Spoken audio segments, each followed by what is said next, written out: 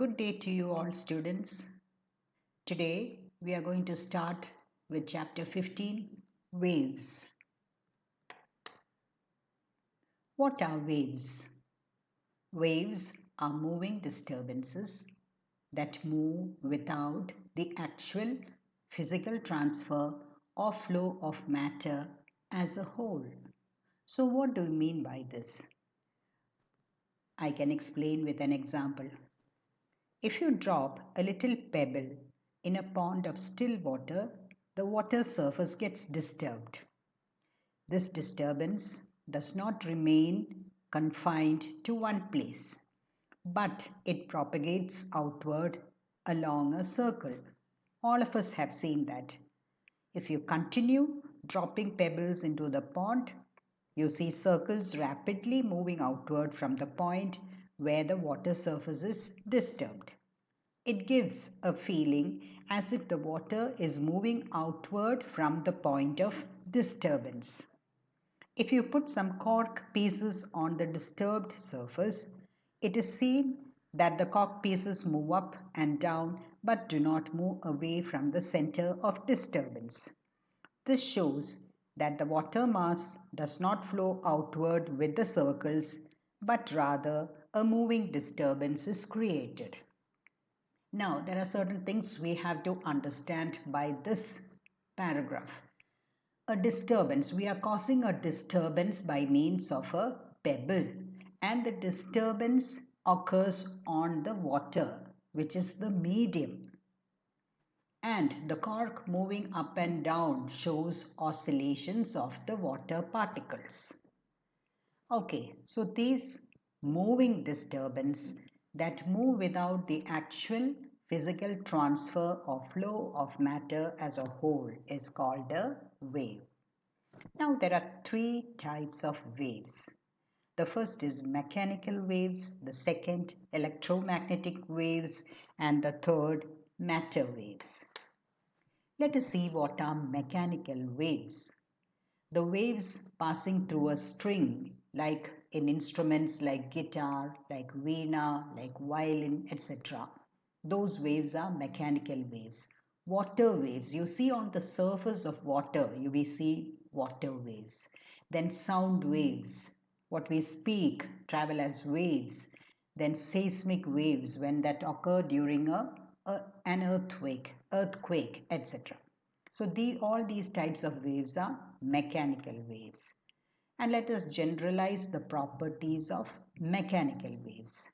Number one, they require a material medium for its propagation. And by material medium, you mean maybe water or air or oil or any medium through which the wave can travel. They cannot travel through vacuum, and they are produced by the oscillations of the constituent particles of the medium. They depend on the elastic properties of the medium. So the medium has to be elastic, and the passage of the waves depend on the elastic properties of the medium. Then these waves are traveling or progressive waves, since they travel from one part of the medium to another. The material medium as a whole does not move, and it is only the disturbance that moves as a whole. As I told you, for the example of a pebble being dropped into water, water is the material medium, and the disturbance is the spreading of that wave caused by the pebble. The second type of waves are electromagnetic waves. Example, light waves. Light waves reaches from the sun to the earth. Radio waves occur in the universe. X-rays, etc. All these are electromagnetic waves. They have something in common. That is, all the different electromagnetic waves can travel through vacuum, and they all travel with the same speed, which is the speed of light. You know the value for speed of light is c equal to 299,792,458 meter per second. The third type of waves are matter waves. Now, these waves are produced by the constituents of matter like electrons, protons, neutrons, atoms, and molecules, which are extremely tiny particles which are not even visible to the human eye.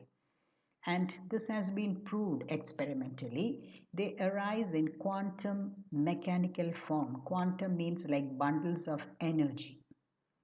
Application, they can be applied in electron microscope. An electron microscope can resolve, has a resolving power much greater than the normal optical microscope.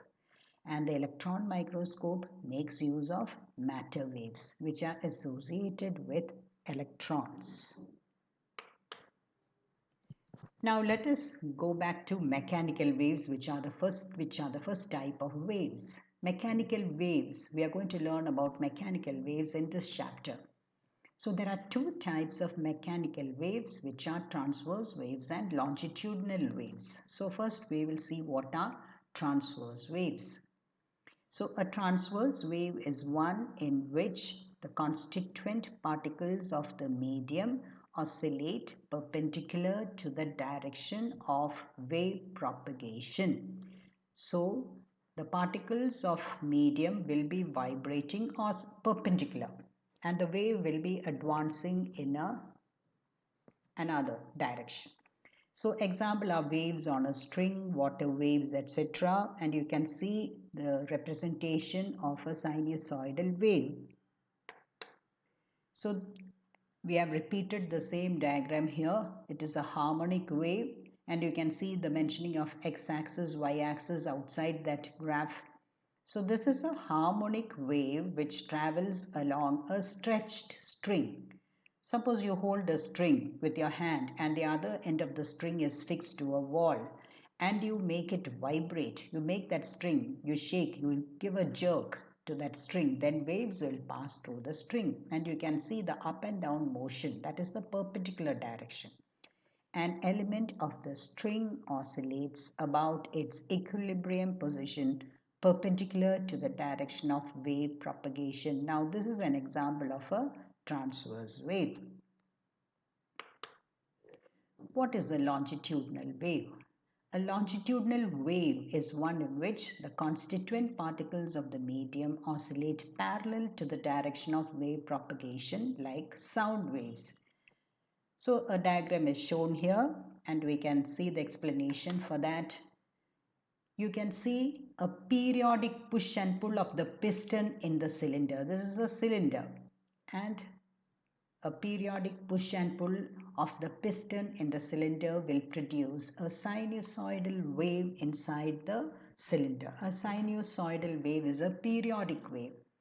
These waves are called longitudinal waves, and the particles of air inside the cylinder will oscillate parallel to the direction of wave propagation. Now this will give rise to regions of high density called condensations and regions of low density called rarefactions. So we can generalize the properties of transverse waves as follows. Number one, the constituents of the medium oscillate perpendicular to the direction of wave motion, and this will cause a change in shape. Second, each element of the medium is subject to shearing stress. You have learned in Young's modulus there are three types of properties of solids. There are three types of stress, strain, and moduli of elasticity. So the medium has to be elastic and it has to be subject to shearing stress, and shearing stress will cause change in shape. Solids and strings have shear modulus, so transverse waves can travel through them. Fluids do not have a shape of their own, hence they do not have shearing stress. So transverse waves cannot travel through fluids. By fluids we mean anything that flows. It can be liquids or it can be gases. Now what about the properties of longitudinal waves? The constituents of the medium oscillate parallel to the direction of wave motion. These waves involve compressive stress, so they can travel through solids and fluids. So solids, liquids and gases can undergo compressive stress, so longitudinal waves can travel through all. They do not cause change in shape of the medium through which they travel. Only pressure variations are caused. They cause pressure variations in the medium, giving rise to condensations, which are high pressure regions, and rarefactions, which are low pressure regions. Okay, thank you, students. So that's all for today, and we will continue the chapter later.